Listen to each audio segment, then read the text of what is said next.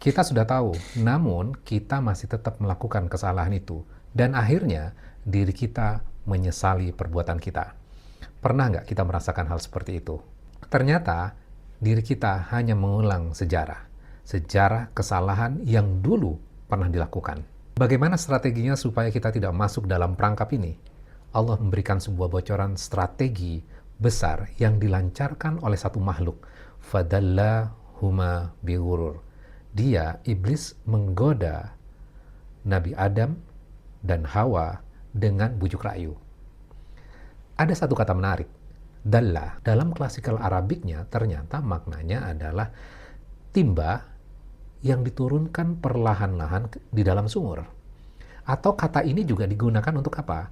Kata ini digunakan untuk ember yang dimasukkan makanan, kemudian digunakan untuk menangkap hewan buruan. Umpan yang sudah dimasukkan ke dalam ember ini, ketika hewan buruan mendekat, maka ditarik perlahan-lahan sehingga apa? Hewan itu tanpa sadar masuk ke dalam perangkap.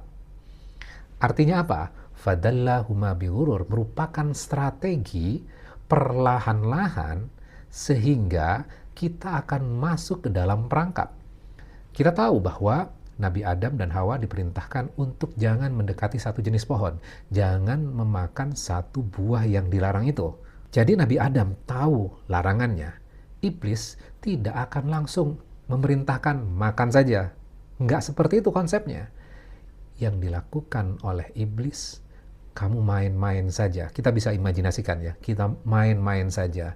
Naik ke atas pohonnya, cium baunya, dan setelah mencium kan sudah dekat dengan menggigit kan. Nah, ini yang dilakukan strateginya, perlahan-lahan sehingga apa? Tanpa sadar masuk ke dalam perangkap. Demikian juga diri kita. Kita tidak akan langsung diperintahkan untuk melakukan maksiat yang besar, tapi kita akan digiring perlahan-lahan. Kan cuma sekali, kan nggak ada orang lain. Habis ini saya tidak akan melakukannya. Saya cuma ngobrol aja. Nah, ini adalah satu step untuk melangkah kepada kesalahan yang lebih besar.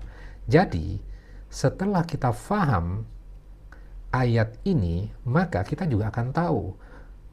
Karena strateginya sudah dibukakan kepada kita semuanya oleh Allah di dalam surat ini, maka counter strateginya kita juga bisa berpikir.